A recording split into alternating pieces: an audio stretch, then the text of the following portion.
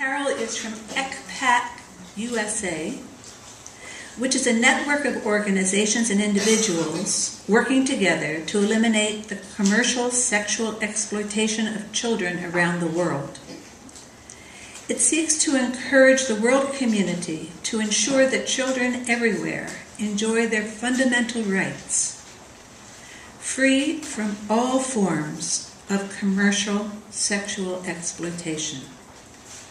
I'm Carol Smolenski from Xpat USA. Xpat is an international organization that has affiliates in 72 countries. We work specifically on the subset of protecting children under 18 years old from being trafficked and sexually exploited. For us, a really important milestone was the passage of the Federal Trafficking Victims Protection Act in 2000. Defining the crime of human trafficking for the first time. Huge step forward in many ways.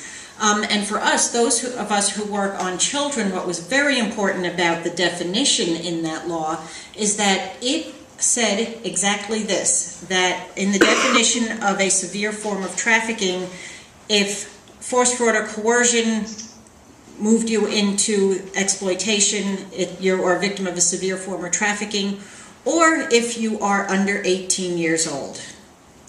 If you're under 18 years old and you are induced to perform a commercial sex act, you are a victim of human trafficking by federal law in the United States. Mind-boggling for us because most kids who are sexually exploited in the United States have been and continue to be treated as criminals who've broken the laws against prostitution. So this was a huge step forward. That happened in 2000. We still struggle to this day, though, to make sure that kids are identified and treated as victims when they are involved in prostitution. The federal law is fine. It's the state laws that we are working on to make sure that kids are not arrested and prosecuted and locked up for being sexually exploited, for having something done to them. But rather we're working to change the laws so that kids are offered protection and assistance, not a jail cell. Kids trafficked into the United States are estimated to be thousands of kids each year. It's true we don't have great statistics on this. We don't have great numbers for policy purposes, but at minimum thousands of kids trafficked each year into the United States. Since the trafficking law was passed in the year 2000, only about 200 kids have been identified and offered assistance. Again, we have a long way to go. Only 200 kids under the Trafficking Victim Protection Act have been offered the assistance that the law put into place theoretically.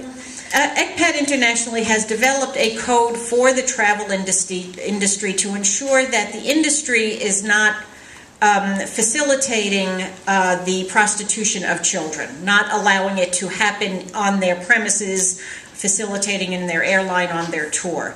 This code of conduct has been signed by close to 1,000 companies around the world. Tremendous pushback from the industry in the United States. So we had one company sign the code back in 2004, the company that owns Radisson, and nothing until this year when finally Delta Airlines signed it and Hilton Hotels signed it, but only for 2 properties in the United States. It's really important.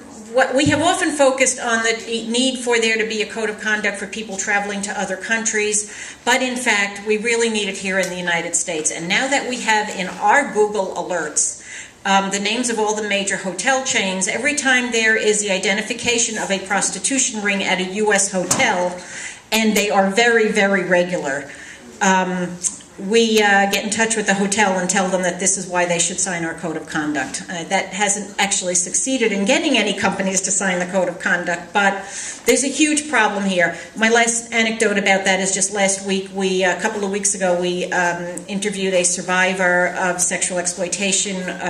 She was a teenager at the time. She's an adult now, in Atlanta, and we did a little drive around Atlanta with her, and she pointed to all of the very high-level hotels that she had been brought into when she was a teen in sexual exploitation, when she was a young girl. And she described this very moving scene of often being led into this hotel by a man and the employees seeing her.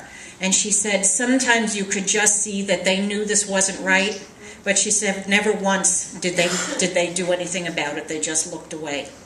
And so the code of conduct is designed to make sure this company has a policy and has trained their personnel to know what to do instead of just look away. And many other things which I don't have time to tell you about.